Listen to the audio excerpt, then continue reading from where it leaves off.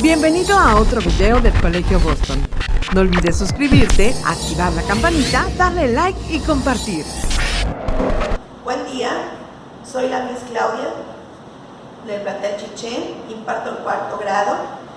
El día de hoy hablaremos de la materia español, lengua materna, que será implementada en los planteles Chichén, Andrés Quintana Roo High School, impartida durante la semana del 25 al 29 de mayo. El tema que hablaremos hoy es la descripción de los personajes infantiles clásicos, y el aprendizaje esperado tiene que ver con la descripción de los espacios en los que se desarrolla la historia y los relaciona con las características de los personajes y el tipo de hechos que ahí ocurren. Entonces, hablaremos ya de lleno en el tema, recordando antes que nada la estructura de lo que conforma un cuento. Recuerden que el cuento es una narración oral o escrita que relata los hechos reales e imaginarios de los personajes. Y lo que lo conforma en su estructura es la introducción, el desarrollo y el desenlace. Los elementos que conforman un cuento se conjugan en ellos varios elementos. Cada uno debe de poseer ciertas características. Los elementos que forman parte del cuento son el narrador, los personajes, el espacio, el tiempo, incluso el ambiente en el que suscita la historia. Hablemos ahora del narrador. Es el que cuenta o va a describir y detallar cada suceso dentro de un cuento. ¿Sí? Él va a ir describiendo cómo va aconteciendo el cuento. Él presentará a los personajes en el cuento. Va a situar la historia donde se va a llevar a cabo el cuento y también en el espacio y en el tiempo determinado. Pueden o no participar en la historia. El narrador muchas veces no necesario está presente en el cuento. A veces los personajes son quienes van narrando conforme va aconteciendo los sucesos dentro del cuento. Y el siguiente son los personajes. Generalmente en los personajes recordemos que hay un protagonista. ¿Se acuerdan que hablamos del protagonista y el antagonista? Que el protagonista es el personaje que es principal en un cuento. Y los demás personajes que van apareciendo son personajes secundarios, que serían en este caso los antagonistas, los que van en contra de lo que hace el personaje principal en un cuento, el protagonista. De los personajes de quienes va a tratar la historia, llevan a cabo acciones y conforme avanza la narración, los personajes van revelando su conducta y su carácter. Recordemos que hablamos de que el personaje, dependiendo de la personalidad, va a manifestar sus acciones al momento de ir transcurriendo un cuento. Y es por eso que dice, conforme avanza la narración, los personajes van revelando su conducta y su carácter. Si es amable, si es alegre, si es envidioso, si es perezoso, si es flojo. Todas esas características se van a ir presentando conforme van participando cada uno de los personajes. Y el siguiente, para recordar, los tipos de personajes de todo cuento. El personaje principal o el protagonista dice que es a quien le ocurre el problema o el conflicto. Es el tomo por el cual se desarrolla la historia. Alrededor de este personaje o personajes se construye la trama de un cuento. Los personajes secundarios son los que hacen lo posible, que él o los personajes vivan la historia. Son los mejores o amigos, o en el caso son los enemigos del protagonista. Esos son los antagonistas. Y tienen una participación menor que el personaje principal en la historia.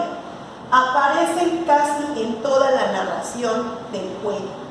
Y los incidentales tienen poca aparición en la historia, pero su presencia en el drama no es tan importante, y si no estuvieran, pues no se va a alterar el cuento, es decir, no va a afectar el si aparecen o no aparecen para que se realice la historia del cuento.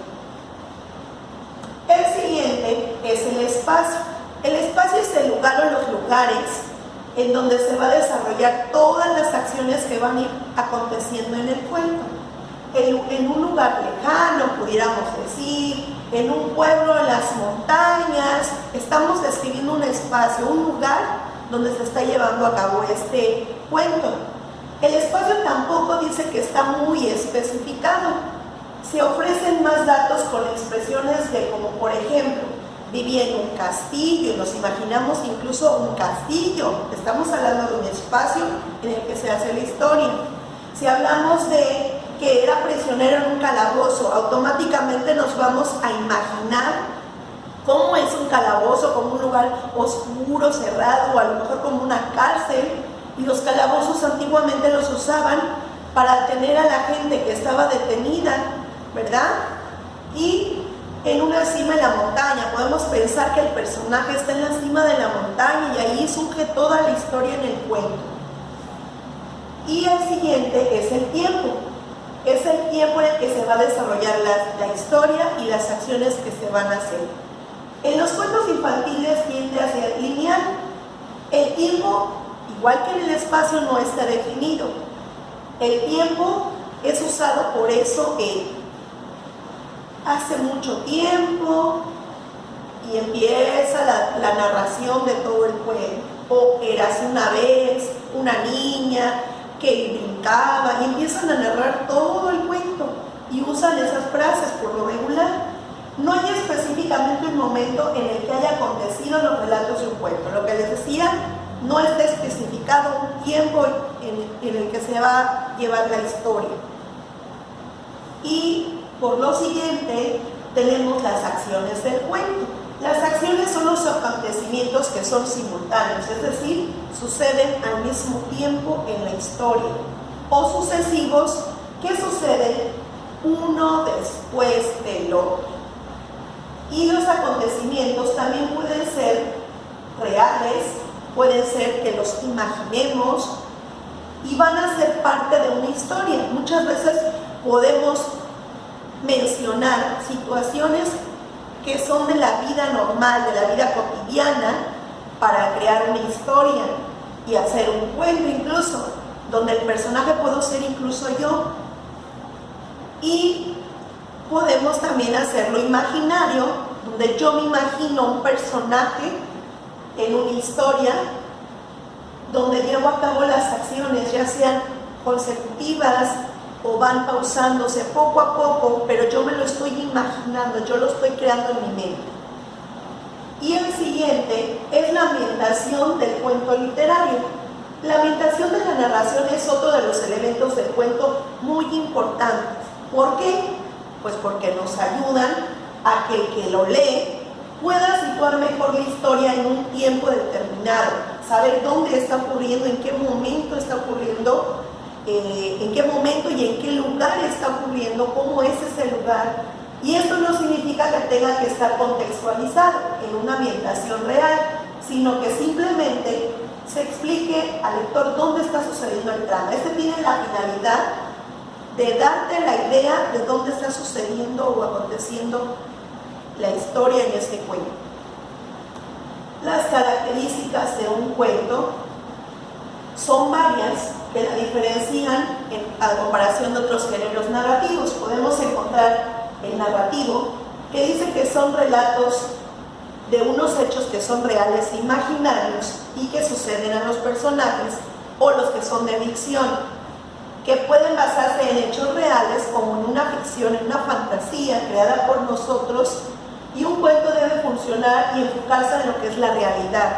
¿Sí? No podemos inventar muchas veces otras historias sin que nos enfoquemos a lo que es real. Argumentar cuando la estructura de los hechos están entrelazados, cuando llevan una relación uno con otro, y recordemos que aquí hace hincapié a la introducción, al desarrollo y al cierre. Recordemos que la introducción es el inicio del cuento, donde van presentándose personajes, y en el desarrollo van a presentarse los conflictos las situaciones que están ocurriendo con los personajes principales y otros personajes, y el cierre es cuando se concluye. En la línea argumental dice que en el cuento todos los elementos que se mencionan en la narración del cuento están relacionados y funcionan. En la unidad de efecto se comparte una característica con la poesía: está escrito para ser leído de principio a fin. Si uno llega a cortar una parte de la historia, ya no se llega a la finalidad de la narración, es decir, pierde el efecto narrativo. Ya no se entiende porque cortamos partes y no se va a entender lo que queremos decir en ese cuento. Y lo siguiente es la diferencia en la que hay en la narración y lo que hay en una fábula. Yo aquí les mencioné las características de ambas. Recordemos que la narración es un relato de hechos reales, imaginarios que le suceden a un personaje. Y en una fábula es donde los personajes por lo regular son animales. Casi no hay objetos, no hay personas, por lo regular se enfocan en animales. Y la diferencia de una narración en la fábula tiene una enseñanza, que es la moraleja. Nos enseña, y muchas veces ahí son impartidos los valores, el amor, la tolerancia, la amabilidad. Con la fábula que yo leo puedo entender y comparar mis acciones, si son correctas o no, porque esta fábula me va a dejar una enseñanza. Y por último, les pido que realicen las actividades en su libro guía de español en la página 206 y 207 para reforzar todo lo que hemos estado viendo acerca del cuento y de la narración. Leamos un cuento. Yo aquí les puse El gato con botas y La bella durmiente. Leámoslos y subrayemos cada parte en donde hace mención del espacio donde sucede el acontecimiento, el lugar en donde es ese escenario en cuanto a estos cuentos. Ustedes pueden pensar en otros cuentos, no sé, El patito feo, y buscar un espacio que es donde se da la historia, vaya, se da la historia, pero ustedes tienen que aprender a identificar. Y aquí les dejé un link para que ustedes consulten acerca nuevamente de los elementos del cuento por si tienen alguna duda. Recuerden que cada una de las actividades realizadas, tanto en el libro guía como las que están archivadas en PDF, las tienen que realizar y las tienen que capturar y mandárnoslas a los maestros para que nosotros las podamos revisar y también documentar en una carpeta de ustedes. Por mi parte es todo, chicos. Agradezco su atención. Yo sé que han de estar muy aburridos en casa, deseosos de salir y de regresar ya a clases y de jugar en las canchas, de jugar con sus profesores, esos partidos de vóley, ¿verdad, niños? No me puedan decir que no. Cosas chuscas que hemos hecho en los juegos, platicar con los amigos, el interactuar con los maestros. Nosotros también los extrañamos, nosotros sus maestros y maestras de la escuela también los extrañamos y queremos verlos pronto. Es por eso que les aconsejo, se cuiden, tomen todas las medidas necesarias ante lo que estamos viviendo para que nos podamos ver pronto y regresar a la escuela. Nos vemos hasta pronto, chicos, cuídense, bye.